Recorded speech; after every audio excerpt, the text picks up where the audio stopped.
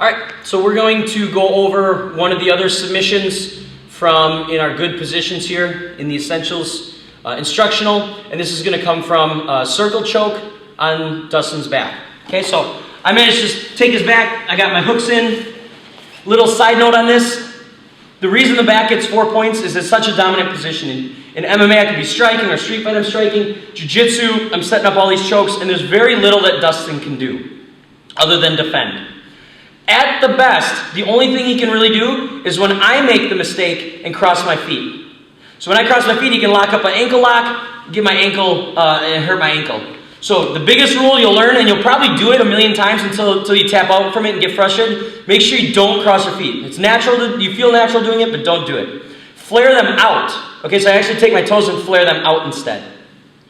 From here, I want to get some type of good control over Dustin. I could go double unders.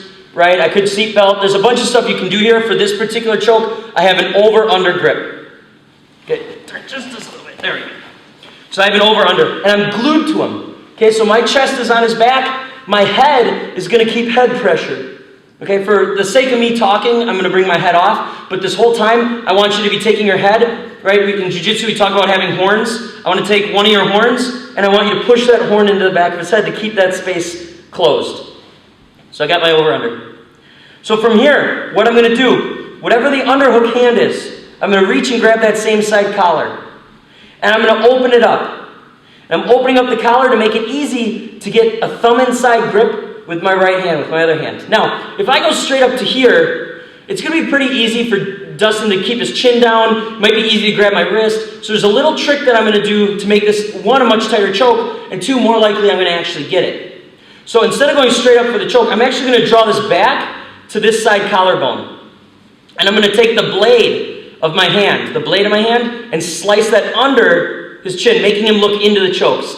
It's already probably pretty uncomfortable of a choke to start with, let alone instead of just coming up straight for the choke. So that's tip number one, is when I'm here, and again, I'm keeping head pressure, I slide this hand back. If his chin's down, it's going to allow me to get under his chin. I slice that through nice and tight, and then get a nice deep grip on this side.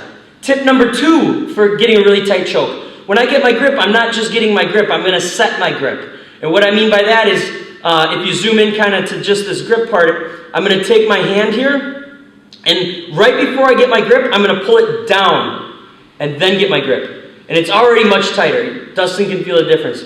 So I'm here, I'm not just gripping. Right before I close my grip, I'm going to set it by pulling down, straight down to the ground, and then grabbing on my grip. Okay, I'm going to be nice and loosen it up so Dustin doesn't choke right away.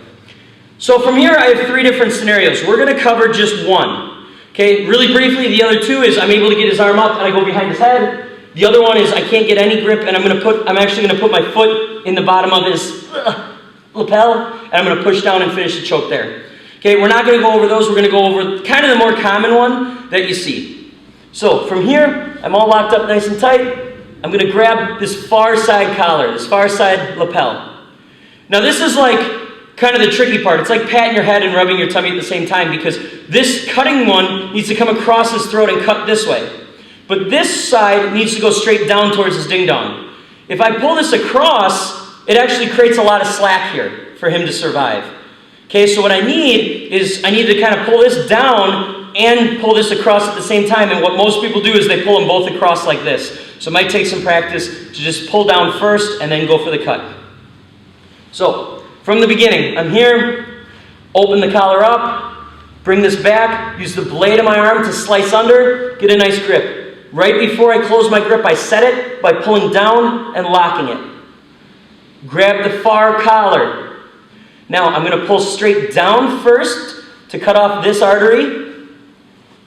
Straight down first, and then I'm going to cut with the other hand, keeping this elbow down, locked in. If it's up, you might be able to pop his head in and escape. So I need to keep that elbow locked down.